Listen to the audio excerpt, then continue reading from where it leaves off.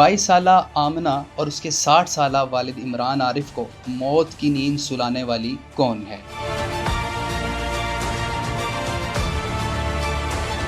نتاشا دانش اگر دماغی مریضہ ہے تو اسے برطانیہ میں کیسے ڈرائیونگ لائسنس ملا؟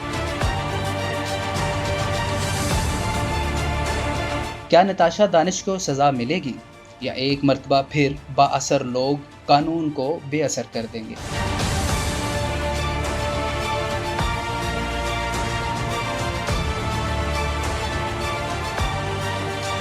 غریب کے قانون کی قیمت اس دفعہ کیا ہوگی؟ مظلوم کے لیے انصاف کی راہ میں رکاوٹ کون؟ حضرت علی رضی اللہ تعالیٰ عنہ سے قول منسوب کیا جاتا ہے کہ ظلم کی حکومت تو قائم رہ سکتی ہے لیکن ناانصافی کی نہیں۔ یہ ایک آفاقی حقیقت ہے لیکن اس ملک میں بات فریب دکھائی دیتی ہے۔ کراچی کے علاقے کارساز میں پیش آنے والا یہ اندھونات حادثہ اس ضمن میں ایک اضافہ ہے۔ یہ علاقہ جانا جاتا ہے دہشت گردی کے ایک بھیانک واقعے کے سبب کہ جس میں سینکڑوں لوگ مارے گئے تھے، لیکن اس دفعہ 2 بے گناہ لوگوں کا نقصان ہوا۔ یہ دونوں دہشت گردی کی نہیں بلکہ دولت گردی کا نشانہ بنے ہیں۔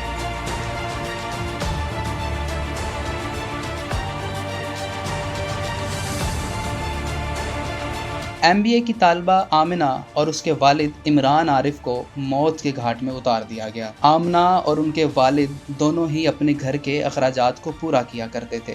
آمنہ پرائیویٹ ادارے میں ملازمت کرتی تھی اور ان کا والد پاپڑ سپلائی کرتا تھا۔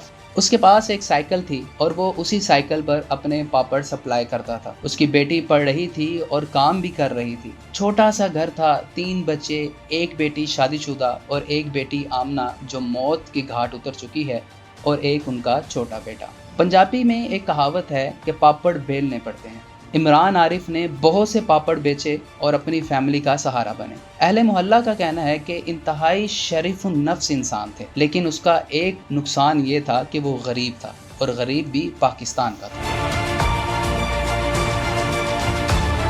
19 اگست کو آمنہ کال کرتی ہے کہ بابا چھٹی کا وقت ہو گیا، مجھے بھی ساتھ لے جائیں۔ راستے میں آتے ہیں کہ ایک دولت کے نشے میں چور تیز رفتار لینڈ کروزر نے انہیں کچل ڈالا۔ ڈرائیونگ سیٹ پر بیٹھی امیر زادی نے بھاگنے کی کوشش کی اور فرار کی کوشش کے دوران مزید 3 راہگیروں کو روند ڈالا۔ ڈرائیونگ سیٹ پر بیٹھی اس قاتل امیر زادی کو خراش تک نہیں آئی۔ اس کا تعلق کراچی کے ایک انتہائی کاروباری اور بااثر خاندان سے ہے۔ وہ گل احمد انرجی لمیٹڈ کے چیئرمین دانش اقبال کی اہلیہ نتاشا دانش ہیں۔ حادثے کے وقت چند مشتعل افراد نے انہیں موقع پر جلانے کی بھی کوشش کی۔ ملزمہ پولیس کی تحلیل میں آئی اور پھر قانون حرکت میں آ گیا۔ وہ قانون جو اندھا ہے، دولت کی نظر سے جس کی آنکھیں چندھیا جاتی ہیں۔ اس کیس میں بھی قانون کا برتاؤ ماضی سے مختلف نہ تھا۔ پولیس نے ملزمہ کا طبی معائنہ کروا لیا اور ڈاکٹرز نے صاف لکھ دیا کہ محترمہ نشے میں تو نہیں تھی۔ شہر قائد کی پولیس ملزمہ کو فوری طور پر نفسیاتی معائنہ کے لیے لے گئی اور نفسیات کے ایک ماہر ڈاکٹر نے ملزمہ کو ابتدائی عارضے میں نفسیاتی مریضہ قرار دے دیا اور اسپتال میں اپنے زیر نگرانی بھی رکھ لیا۔